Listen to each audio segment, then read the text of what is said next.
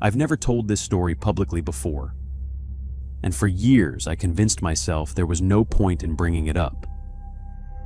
It happened in November of 2015 during a short stay at a historic hotel in West Virginia, and for a long time I treated it like one of those strange memories that gets filed away because it makes less sense the more you examine it. The reason I'm talking about it now is because a few weeks ago I came across a YouTube video about that same hotel. A paranormal investigation channel had gone there after hearing stories about unexplained activity, and while they didn't capture anything dramatic, just hearing the name and seeing the building again brought the entire experience back to the surface. I realized I'd never actually stopped thinking about it. I'd just gotten very good at pretending it had been a dream. Back then, my wife and I had planned a longer vacation, but she was still finishing a renovation project at home. She works in interior design, and our house had been filled with contractors, tools, dust, and constant noise for weeks. I still had work to finish before we could leave, and instead of trying to focus in the middle of all that chaos, I booked myself 3 nights at this old mountain hotel. The idea was simple. I'd get my emails and reports done in peace. She'd join me after the renovations were wrapped up, and then we'd continue on to our actual vacation destination together. In my mind, those first few days were supposed to feel like a quiet little retreat. I'd work during the day, relax at night, and enjoy being somewhere peaceful before the real trip began. The hotel itself was beautiful in that old Appalachian way. It had dark wood walls, exposed beams, stone fireplaces, and the kind of creaking floors that made it feel like the building had been standing there for generations. It was clearly historic, but it was also comfortable and well-maintained. My room was on the 4th floor, near the end of a hallway that felt unusually quiet from the moment I arrived. I checked in during the afternoon, carried my bags upstairs, and settled into a room that overlooked the mountains. By that evening, I had finished most of my work and was finally starting to relax. I sent my last few scheduled emails, made myself some coffee, and settled into bed with my laptop to watch a movie. Sometime after midnight, I started hearing voices through the wall beside my bed. At first, I assumed it was just another guest talking too loudly. Hotels can be noisy, and older buildings don't always have the best soundproofing. But within a minute or two, it became obvious that this wasn't casual conversation. 2 men were arguing. One voice sounded sharp and aggressive, while the other sounded strained, nervous, and increasingly frightened. I couldn't make out the exact words, but I could hear the tone clearly enough to know that something was wrong. Every so often, there was a dull thud against the wall, not loud enough to sound like furniture being thrown, but deliberate enough to make me sit up and listen. I tried to ignore it at first. I remember telling myself I'd give it another minute, and if it kept escalating, I'd either knock on the door or call the front desk. The argument continued, and the frightened voice sounded more desperate. Finally, I got up, walked into the hallway, and knocked on the neighboring room's door. I knocked once, then again, then a third time, and the voices stopped immediately. I waited there for several seconds, expecting someone to answer, but nothing happened. No footsteps, no apology, and no movement inside. I called through the door that I was going to speak to the front desk because I was trying to sleep, and the noise was getting out of hand. But still, there was nothing. I went downstairs expecting the receptionist to apologize and maybe send security upstairs. Instead, When I explained that there had been a loud argument in the room next to mine, she looked genuinely confused.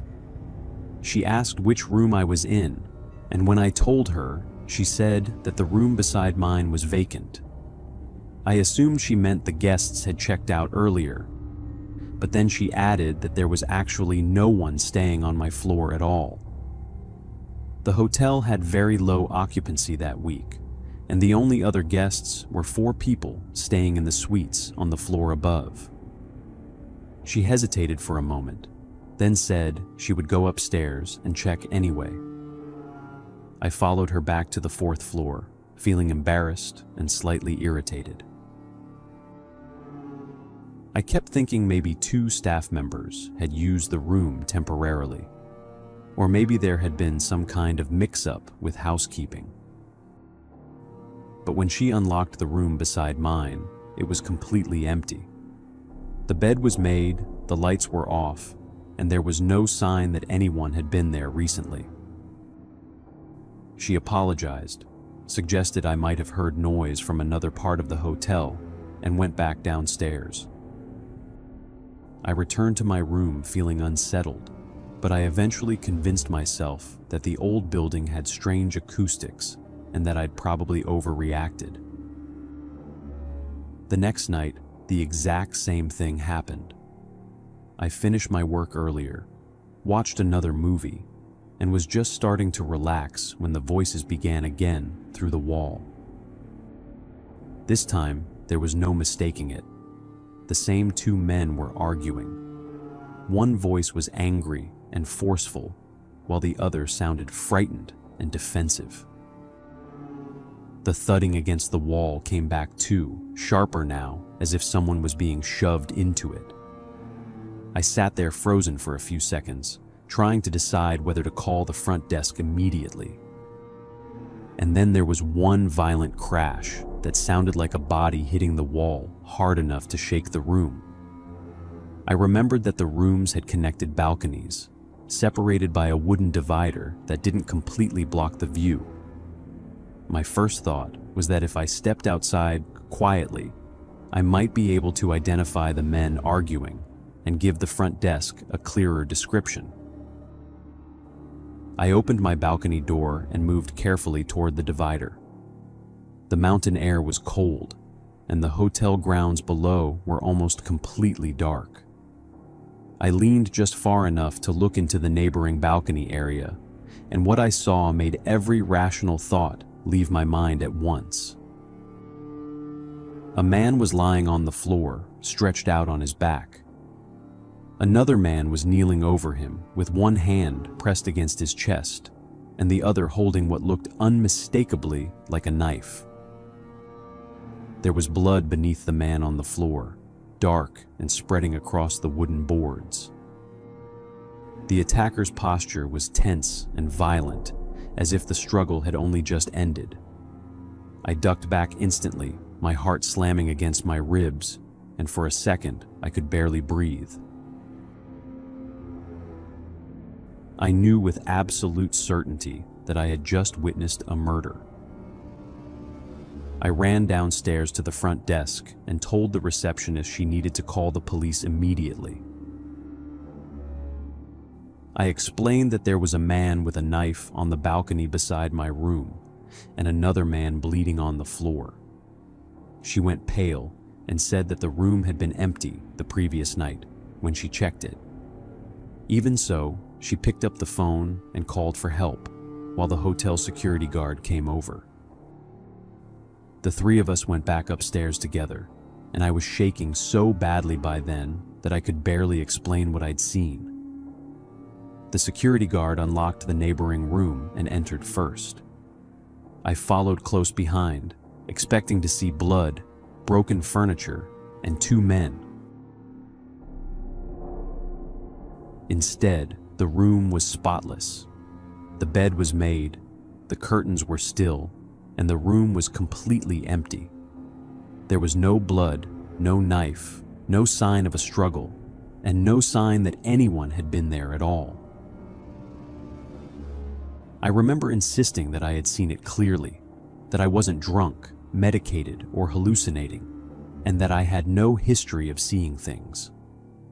The receptionist and the guard searched the room carefully, but they found nothing.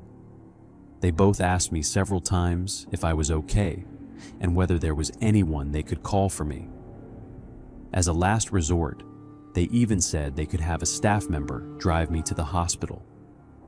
I looked at both of them and could clearly see the expressions of sympathy and confusion on their faces. They either thought I'd lost my mind or that I was under the influence of something. At that point, I knew I couldn't stay there. I went back downstairs, too unsettled to return to my room, and sat near the lobby fireplace. An older maintenance worker was cleaning near the chimney, and after a while, he noticed how shaken I was. He asked what had happened, and I ended up telling him the whole story. He listened quietly, then told me something that made my stomach drop. He said the hotel dated back to the early 19th century and had seen several violent incidents over the years. According to him, 5 of the 9 recorded crimes connected to the hotel had happened in that specific room, and guests had reported strange activity there for decades. I didn't know what to say. I've never been someone who automatically believes in ghosts or hauntings, and even then I kept trying to find a rational explanation. But I also knew what I had seen.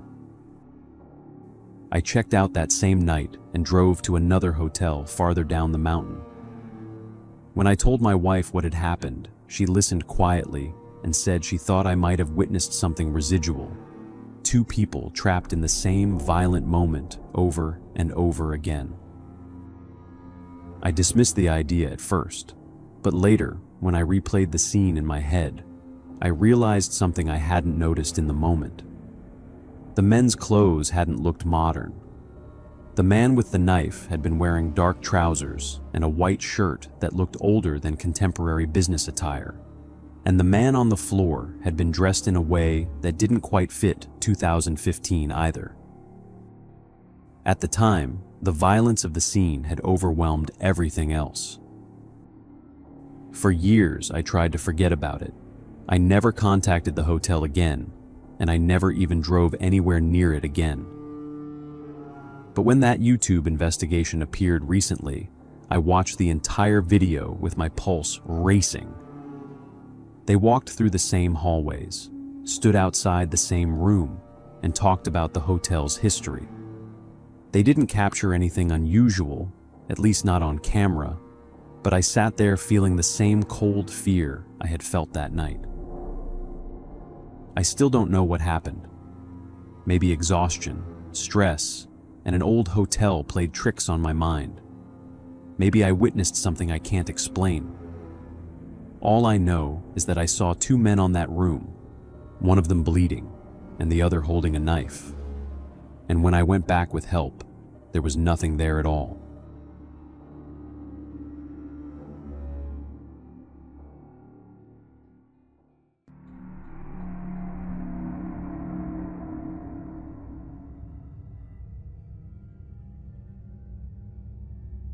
This all happened when I was 14 years old, back when I was doing things that were obviously illegal.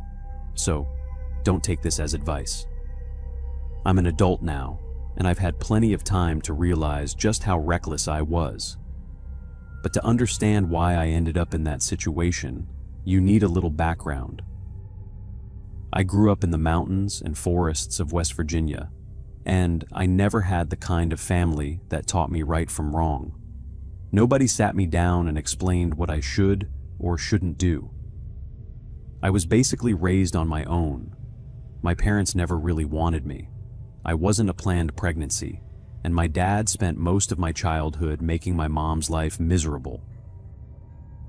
Our house was completely dysfunctional, and from a very young age, the only way I knew how to deal with everything was by leaving.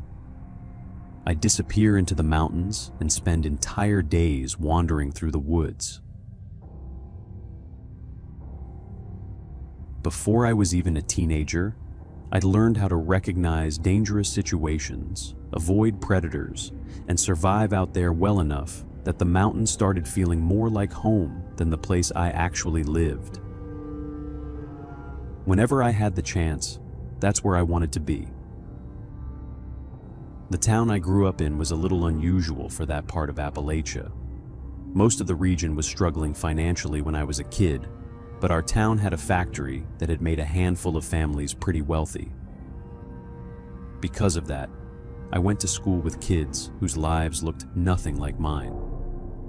Every year they'd come back from summer break talking about vacations in Florida, Europe, or places I'd only ever seen on TV.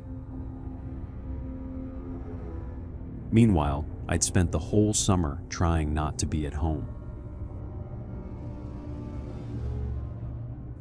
After a while, I got tired of feeling embarrassed whenever people asked what I'd done over the break. So I started lying. I'd tell everyone I was going on vacation too. The difference was that my vacations weren't booked by my parents. I'd simply leave the house for a week or two, and nobody even seemed to notice I was gone. My parents barely paid attention to whether I was home in the first place. I'd hitch rides whenever I could, hop freight trains when I couldn't, sleep in the woods, abandoned cabins, or anywhere I could find shelter, and somehow always managed to make it back before school started. Looking back, it's a miracle nothing happened to me sooner. This story happened during one of those trips, when I was 14. I was heading toward North Carolina and had decided to hop onto a regional freight train that crossed part of the Appalachian Mountains. It was an area I'd never explored before, and I was excited to see it. My plan was simple. If I found somewhere interesting along the way, I'd get off, camp in the woods for a few days, and maybe even spend a night or two in one of the abandoned cabins scattered throughout the mountains. If nothing caught my attention, I'd stay on the train until it reached North Carolina and figure things out from there. About halfway through the trip, while I don't think we'd even crossed out of West Virginia yet, I spotted something in the distance that immediately grabbed my attention. Hidden among the trees was what looked like a massive, abandoned train station. Even from the moving train, I could tell the place had been deserted for years. The forest had almost swallowed it whole. Trees were growing right up against the old brick walls. Vines covered large sections of the building, and I could make out what looked like several rail tunnels disappearing into the mountainside behind it. I couldn't resist. Without thinking it through, I jumped off the moving train and landed terribly. One of my legs took the full impact, and the pain hit almost immediately. Even now, years later, that same leg still aches every now and then, and I'm pretty sure that jump is the reason why. Back then, though, I was 14, convinced I was indestructible, so I brushed it off, got back to my feet, and limped toward the old station as if nothing had happened. The closer I got, the more obvious it became that nobody had set foot there in a very long time. The place felt completely cut off from the rest of the world, buried deep in the mountains where nature had slowly reclaimed almost everything people had built.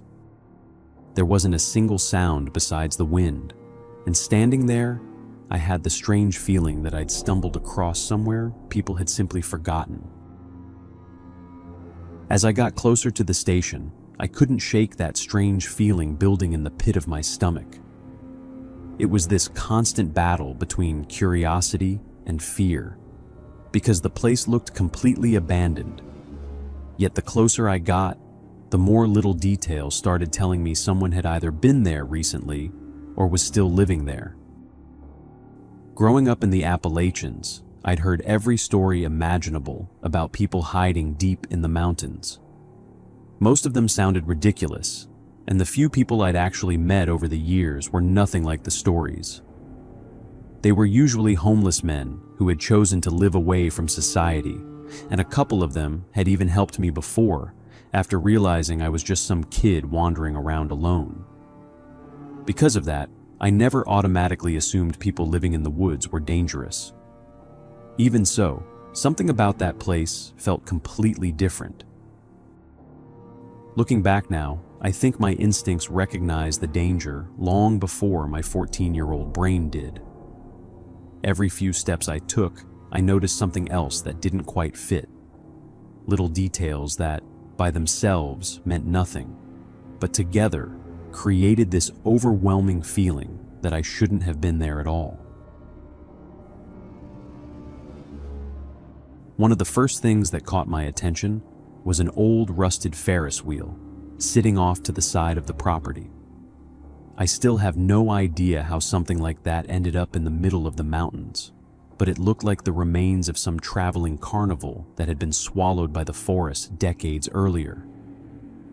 Tied upright against one of the supports was what looked like a human skeleton, its ribs and skull covered in holes, almost as if somebody had spent hours throwing knives at it or using it for target practice. At 14 years old, I immediately convinced myself it was fake. Back in my hometown, there was this weird little occult shop that sold plastic skeletons every Halloween, and I figured somebody had dragged one out there as some kind of joke. I never walked over to inspect it because it didn't seem important at the time. Now, after everything that happened afterward, I find myself wondering whether it actually was fake, or whether my brain simply chose the explanation that made the most sense so I wouldn't panic. I kept walking toward the old station anyway, even though my entire body was starting to tense up. Every now and then, I'd hear a branch snap somewhere behind me, or leaves shifting just outside my field of vision. The strange part was that every single sound stopped the second I turned around. It didn't feel like someone was following me. It felt like someone already knew exactly where I was and was simply watching me move deeper into the property. I seriously considered turning around more than once, but the truth is that I was 14, and I barely cared what happened to me back then. My life at home had become so miserable that I honestly didn't value my own safety the way a normal kid probably would have. My instincts were screaming at me to leave, but my mind just kept finding excuses to keep going. Looking back now as an adult, I think that's probably the saddest part of this entire story. A kid who grows up believing nobody cares whether he comes home eventually stops caring too. When I finally reached the station itself, it became obvious almost immediately that people were living there. There were stacks of canned food pushed against one wall, old blankets piled into makeshift sleeping areas, empty bottles scattered across the floor, rusted cooking pots sitting over long dead fire pits, and rats feeding on scraps that looked far too fresh to have been there for very long. Somebody was using that place. There wasn't any doubt about it anymore. The unsettling part was that I couldn't actually see anyone. It was almost completely silent except for the occasional drip of water echoing through the old concrete structure. That's when my eyes drifted toward one of the train tunnels leading into the mountain. The inside was pitch black, not the kind of darkness your eyes eventually adjust to, but the kind where the light simply disappears after a few feet.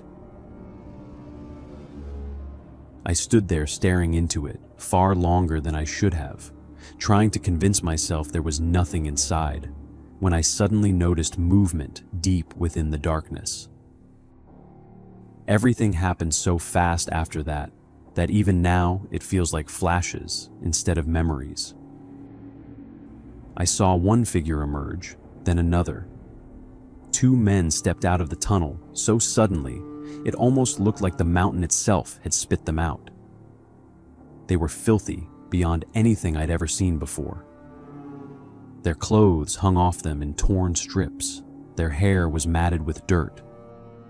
One of them seemed to drag one leg behind him as he walked, and the other carried a thick wooden club that looked like it had been carved from a tree branch. Neither of them said a single word. The second I realized they were looking directly at me, I turned to run, but I never got the chance. Something slammed into the back of my head with unbelievable force. My vision exploded white, my ears started ringing, and before I even understood what had happened, everything went black. I have absolutely no idea how long I was unconscious. It could have been an hour, it could have been an entire day. The next thing I remember is opening my eyes inside that same tunnel. My head was pounding so hard it felt like my skull had split open, and every attempt to move sent a sharp pain through my wrists and ankles. It took me several seconds to realize I had been tied up. Everything around me was still almost completely dark, and for a brief moment, I genuinely thought I was alone. Then I felt someone grabbing my shoulders and shaking me as hard as they could. A quiet voice kept whispering at me to wake up while hurriedly cutting through the ropes around my wrists. Even now, I can't tell you exactly who that person was. I think it was a young woman because the voice sounded female, but I had taken such a hard blow to the head that my thoughts were completely scrambled. Whoever it was kept glancing deeper into the tunnel every few seconds, almost like they expected someone to come back at any moment. The only thing they managed to tell me before finishing with the ropes was that the men had gone out hunting, and that if I wanted to stay alive, this was my only chance to escape. Those words snapped me awake faster than anything else could have. The second my hands came free, they untied my ankles as well. I didn't ask any questions. I didn't stop to thank them. I didn't even think about helping them. I still feel guilty admitting that, but survival completely took over. I pushed myself to my feet, ignored the blinding pain shooting through my head and legs, and sprinted toward the tiny circle of daylight at the end of the tunnel without looking back a single time. The moment I made it outside, I just kept running. I tore through the trees, stumbled across rocks, slid down muddy hillsides, scraped my arms against branches, and never once stopped to catch my breath. Every sound behind me convinced me they had already found me again. Every snapping branch made me think those two men were only a few yards away. Eventually, I reached the railroad tracks where I jumped off the freight train earlier that day, and only then did I realize everything I'd brought with me was gone. My backpack, my food, my sleeping bag, my extra clothes, every single thing I owned had been left behind. I wasn't going back for any of it. The only reason I survived out there was because I found a small spring not too far from the tracks. Lying beside it was an old dented metal can someone had thrown away years earlier. I rinsed it out as best as I could, filled it with water over and over again, and lived off nothing but that while I waited for another train. I stayed there for a day and a half, barely sleeping, constantly scanning the tree line, convinced every movement in the woods meant they had come back looking for me. By the time another freight train finally rolled through, I was exhausted, starving, dehydrated, and terrified. Luckily, that section of track forced the train to slow down enough for me to climb aboard. Compared to everything I'd just escaped, jumping onto that train was the easiest thing I'd done all week. I rode all the way into North Carolina without speaking to a single person. When I finally got off, the headache had become unbearable, so I wandered into a public restroom hoping to clean myself up. The second I reached behind my head, my hand came back covered in dried blood. That's when I realized the blow hadn't just knocked me unconscious. Whoever hit me had split the back of my scalp open. I honestly don't remember much about the following month. It's all just fragments now. I remember sleeping on sidewalks, begging strangers for food, wandering around in a daze and feeling absolutely nothing. I had no desire to go home, no desire to tell anyone what had happened, and no motivation to do much of anything. It was like my brain had simply shut itself down after whatever happened inside that tunnel. That's one of the reasons I never judge people I see living on the streets anymore. You never know what someone has survived before your paths crossed. Sometimes people aren't lazy or broken. Sometimes they're simply trying to exist after something their mind still hasn't figured out how to process. The only reason I ever made it home was because an older woman found me sleeping outside one morning. She gently woke me up, asked how old I was, and when I told her I was only 14, I watched the expression on her face completely change. She bought me the first hot meal I'd eaten in weeks, stayed with me while I finished eating, asked just enough questions to realize something terrible had happened, and then quietly paid for my train ticket back to West Virginia. I never saw her again, and I never even learned her name. To this day, I believe 2 women saved my life. One of them untied the ropes inside that tunnel and gave me the chance to escape. The other found a scared kid wandering around North Carolina with nowhere to go and made sure he got home. I'm 33 years old now, and I still live in West Virginia. I've spent countless days hiking through these mountains since then, but I've never gone anywhere near that abandoned station again. I still don't know who those men were, what they planned to do with me, or who the person was that risked everything to set me free. I don't know whether she ever escaped herself, and that's the part that still keeps me awake some nights.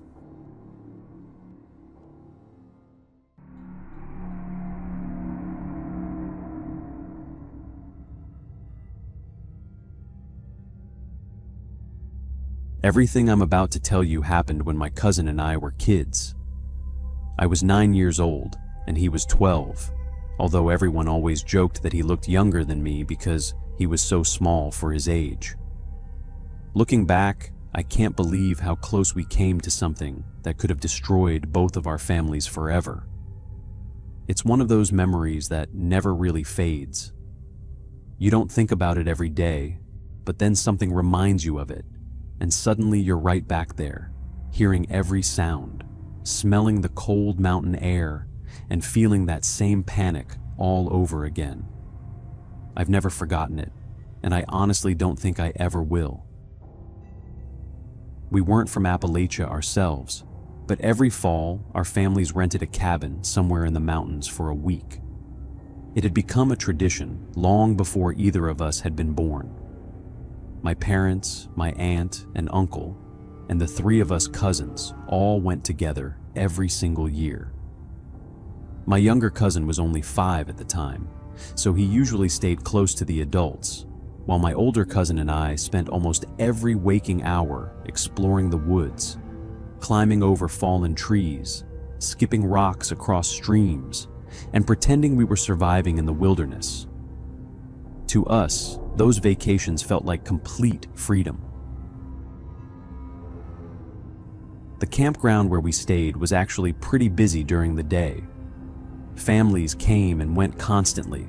There were hiking trails everywhere, campers cooking over fire pits, kids riding bikes between the campsites, and people sitting outside their RVs talking until late in the evening. It felt completely safe, which is probably why none of us ever imagined something like this could happen there. The campground itself was registered, well maintained, and surrounded by dense Appalachian forest. There was another campground about a mile away through the trees, so there were usually people somewhere nearby, even if you couldn't actually see them. Looking back though, there was one thing that made my mom uncomfortable, almost from the beginning. there was a man camping by himself several sites away from ours. I don't remember exactly how old he was, maybe somewhere in his 40s. He wasn't loud or aggressive, and he never actually approached us. The problem was that he seemed to spend an unusual amount of time watching our campsite. More than once, my mom caught him staring while we were playing. Every single time she looked back at him, he'd immediately turn away like nothing had happened. My dad thought she was probably reading too much into it. My uncle said maybe the guy was just bored. Nobody wanted to accuse someone of anything based on a feeling. Still, I remember my mom mentioning it enough times that even as a kid, I started noticing him too. Around that time, there was a stupid challenge going around at school. Kids kept daring each other to sneak into the woods at midnight, stay out there for a few minutes, and come back with proof they'd actually done it. Looking back now, it sounds ridiculous, but when you're a kid, those kinds of dares feel like the biggest thing in the world. Nobody wanted to be the one who chickened out. My cousin had been talking about it for weeks before the trip, saying that if we were surrounded by thousands of acres of Appalachian forest, this was the perfect place to finally do it. I wasn't nearly as confident as he was, but I also didn't want him thinking I was scared. We spent the entire day pretending we weren't planning anything, then waited until everyone had gone to bed. We zipped our jackets up and slipped outside without making a sound. At the time, it felt exciting. It felt like we were getting away with something huge. Neither of us had the slightest idea that within a few minutes we'd be wishing we'd never left that cabin. The forest looked completely different at night. During the day, it had been beautiful. You could see the mountains stretching forever between the trees, hear birds everywhere, and spot little patches of sunlight breaking through the branches. Once the sun disappeared, though, everything became unfamiliar. The flashlight only lit a tiny circle in front of us, while everything beyond it stayed completely black. Every tree looked bigger. Every shadow seemed to move. Every little sound suddenly felt important. We walked farther than we probably should have, laughing quietly every now and then, whenever one of us got startled by something stupid like a squirrel or a branch snapping under our feet. Eventually, we reached a small clearing where the trees opened just enough for the moonlight to reach the ground. We stopped there for a minute because we figured we'd gone far enough to say we'd completed the challenge. That's when I noticed someone standing between the trees. At first, I honestly thought it was another camper. The figure wasn't moving, just standing there in complete silence, maybe 30 or 40 yards away. My cousin whispered that we should probably head back before whoever it was got mad at us for wandering around. I remember nodding, but before either of us even turned around, the figure suddenly started walking toward us. There was something immediately wrong about the way he moved. He wasn't calling out to us. He wasn't asking if we were okay. He wasn't carrying a flashlight.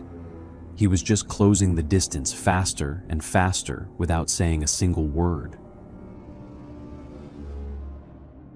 I felt every hair on my arm stand up. My cousin grabbed my sleeve and whispered that we needed to run.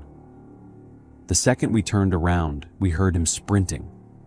I've replayed those next few seconds in my head more times than I can count.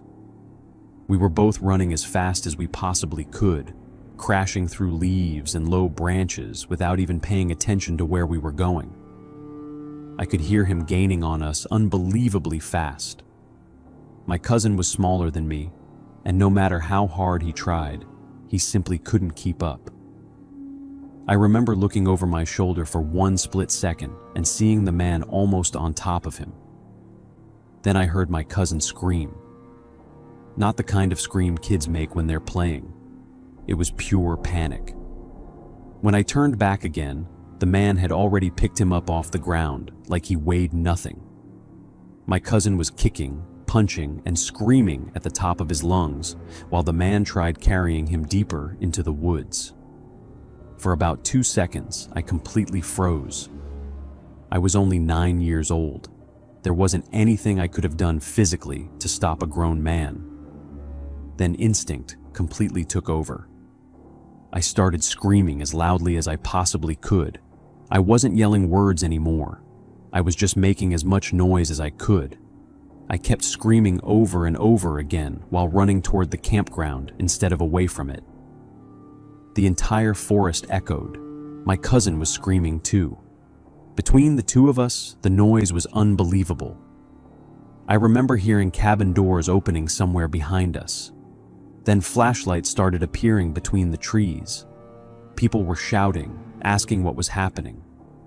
Almost immediately after that, I heard my dad yelling my name. The man hesitated. He looked back toward the campground, then back at my cousin. By that point, more voices were coming from every direction. My uncle was running into the woods. Other campers were yelling too. Whoever that man was, he realized he wasn't going to outrun multiple adults while carrying a struggling 12-year-old. He suddenly dropped my cousin onto the ground so hard that he rolled several feet through the leaves, then disappeared into the darkness without looking back. My dad reached us only seconds later, followed by my uncle and several other campers carrying flashlights. My cousin was crying so hard he could barely breathe. I don't think I'd ever seen my dad panic like that before. He grabbed both of us and pulled us close, while everyone else spread out through the woods trying to find where the man had gone, but he had vanished completely.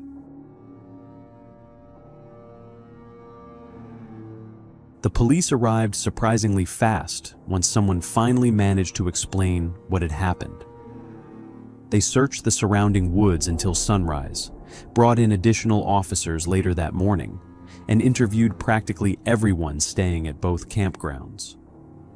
My mom immediately told them about the man she'd been watching since the day we arrived.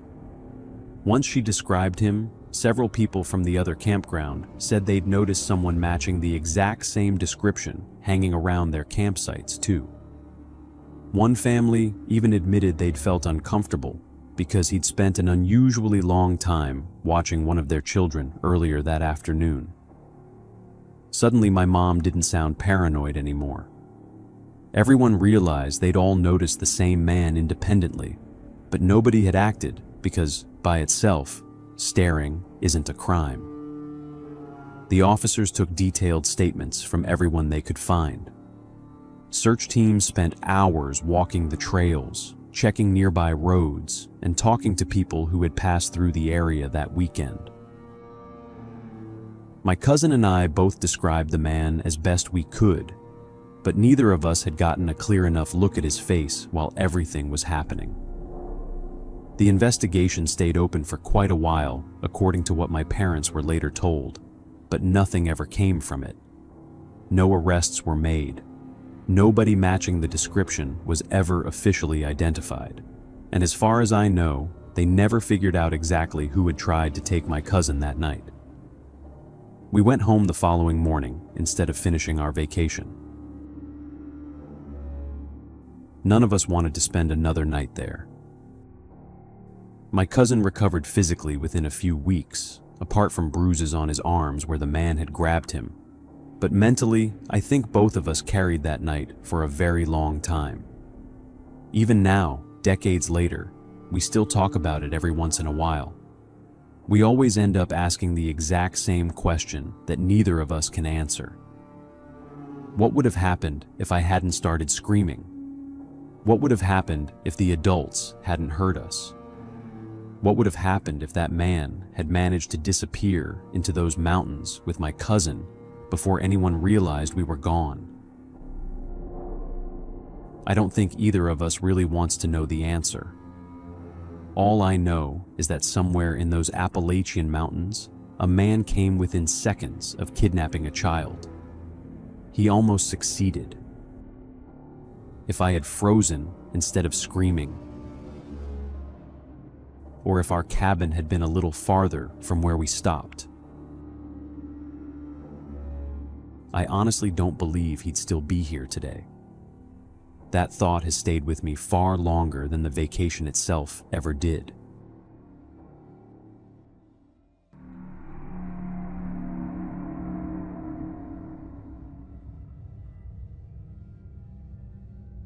About a year ago, something happened that still turns my stomach every time I think about it. I'm at the point where I don't know what to do anymore, because this involves someone in my own family, someone I grew up loving, someone I looked up to for most of my life. And now, every time I think about him, I can't shake the feeling that something is deeply wrong. Maybe I'm connecting dots that don't belong together, but I don't think I am.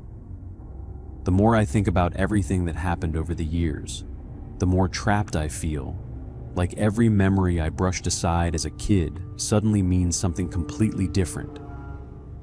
I grew up in the Appalachian Mountains, where everybody knows everybody, and families are a little different than they are in most places. People live pretty spread out, but they're still close. A lot of the people we call family aren't actually related by blood. They're lifelong friends of your parents or grandparents, people who've been around so long, they might as well be relatives. That's how my godfather became part of our family. He wasn't my uncle by blood, but nobody ever questioned it. Around here, those lines don't really matter. My godfather was the adventurous one. He was the guy who could disappear into the mountains for days, sometimes weeks, without anybody worrying too much. My parents used to joke that if he vanished into the woods, they wouldn't even think about calling the police for at least a month because there was a decent chance he'd just wander back home carrying a backpack and acting like nothing had happened. While everyone else thought that part of his personality was stressful, I thought it was incredible. As a kid, he was my hero. I wanted to be exactly like him. Looking back now, I realize he always favored me over my older brothers. At the time, I thought I was just lucky. They were twins, always together, already old enough to have their own opinions and interests, while I was the youngest, usually by myself, always eager to impress the adults around me. Now I think that's exactly why he focused so much attention on me. I was easier to influence, easier to shape into whatever he wanted me to become. He owned a small boat, and every so often he'd take me to a tiny island hidden deep in the Appalachians. When I say nearby, I mean by local standards. It still took us nearly 2 days of hiking to reach the place where he kept the boat. The island itself was small, completely isolated, and as far as I knew, almost nobody ever went there. He used to call it his island. We'd spend several days camping there, fishing, exploring, and just enjoying being away from everyone else. Some parts of the island had caves, though, and there were areas he absolutely refused to let me enter. Whenever I asked why, he'd tell me they were dangerous, and that I wasn't old enough to understand. Things started changing when I was around 12. Little by little, I noticed the way he talked about people, especially women. At first it was subtle, just small comments about how some people deserved whatever happened to them, or how certain women needed to be taught lessons. As I got older, those comments became harder to ignore. There was a bitterness in the way he spoke that made me uncomfortable, like he carried around a level of hatred that I couldn't explain. Even my godmother seemed different around him. She barely spoke, always looked nervous, and was incredibly obedient. My parents always acted like she was the odd one, telling me to keep my distance from her because She was strange, but even as a kid, I had a feeling they had it backwards. Even with all of that, he was still the only person who took me on these trips. My brothers were actually jealous of me because they never got invited, and as the youngest kid who'd spent most of his childhood wishing he could be included in everything they did together, finally being the one everyone envied felt amazing. It made it very easy to ignore the little things that didn't seem right. The years passed, and we kept visiting the island together. By the time I turned 16, he told me I was finally old enough for him to show me something he'd never shown another person. He kept saying I was the only one he trusted with this secret, that nobody else knew about it, and that if everything went well, I'd be part of something special. Looking back now, it sounds exactly like manipulation.